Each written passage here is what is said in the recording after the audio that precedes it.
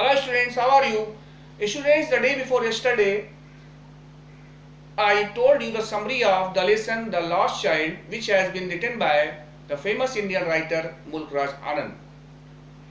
Now I am going to explain the lesson line by line. Now listen, it was the festival of spring. Students, the festival of spring was being celebrated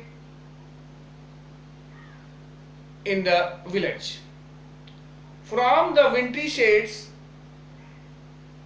of narrow lanes and alleys emerged the gaily clad humanity, and people wearing colorful cloths were moving out of their cold houses, which were located on the both sides of the streets, and they were moving towards fair. Some walked, some rode on horses, others sat, being carried to bamboo and bullock carts. Some people were moving on foot, some people were riding on horses, some people were being carried on palanquins. Palanquins, students, is a type of box in which one person or two persons are sitting and four persons carry that box with the help of two bamboos on their shoulders. And some persons were moving on bullock carts. One little boy ran between his father's legs. Among them, one little boy also was moving towards the fair, and he was running in between his father's legs, brimming over with the life and laughter. And that boy was full of life and laughter, means that boy was very delighted to go the fair. "Come, child, come," called his parents as he lagged behind, fascinated by the toys in the shop that lined the way.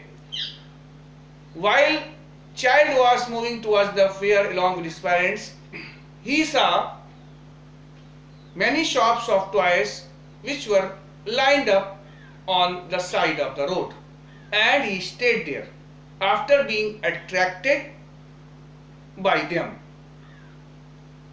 That is why he was left behind, and his parents called him, "Come, child, come." He hurried towards his parents, his feet obedient to their call, his eyes still lingering on the receding toys. After listening the call from his parents, then he started moving towards his parents hurriedly in an obedient way. His feet were moving in an obedient way towards his parents, but his eyes was still looking at the toys which were left behind.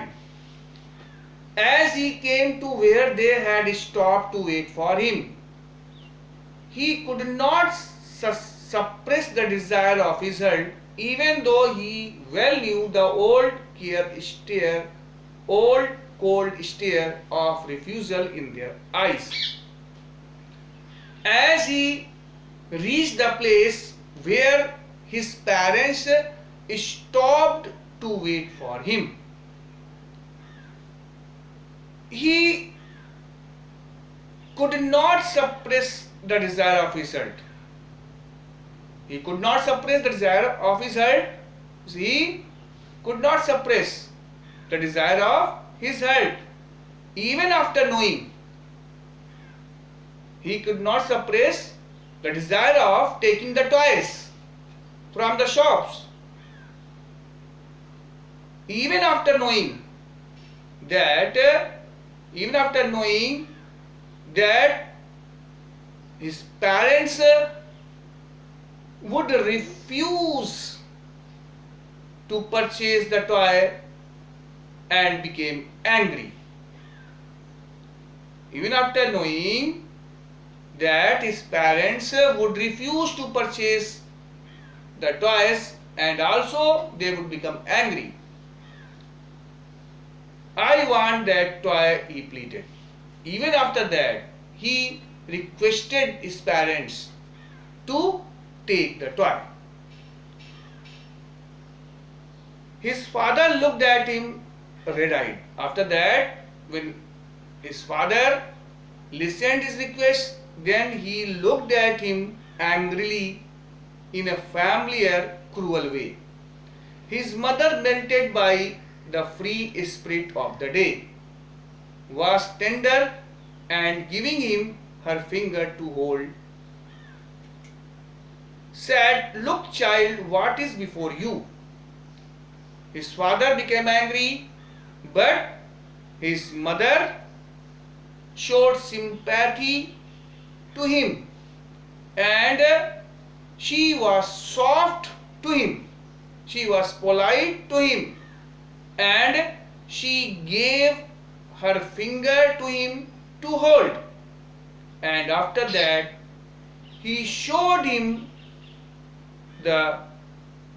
after that he said, "Look, child, look what is before you."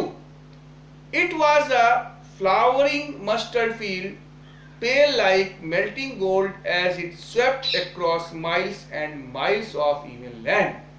And after that, after saying that, "Look, child, what is before you," means she showed him the flowering mustard field.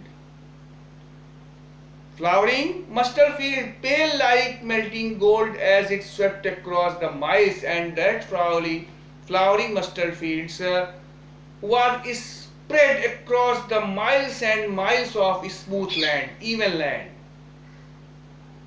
with yellow colored flowers, and the yellow colored flowers were looking like the melted gold. Means the child mother showed the flowering mustard field which were looking like the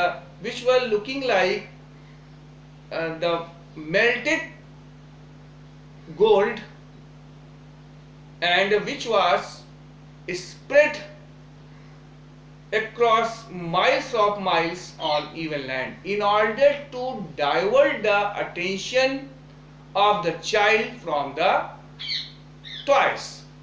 Now students, I think you will have understood the meaning of this part of this lesson, and now request you to read and write the explanation which I will provide you in written. Tomorrow I will explain next part of the lesson. Thank you and have a nice day.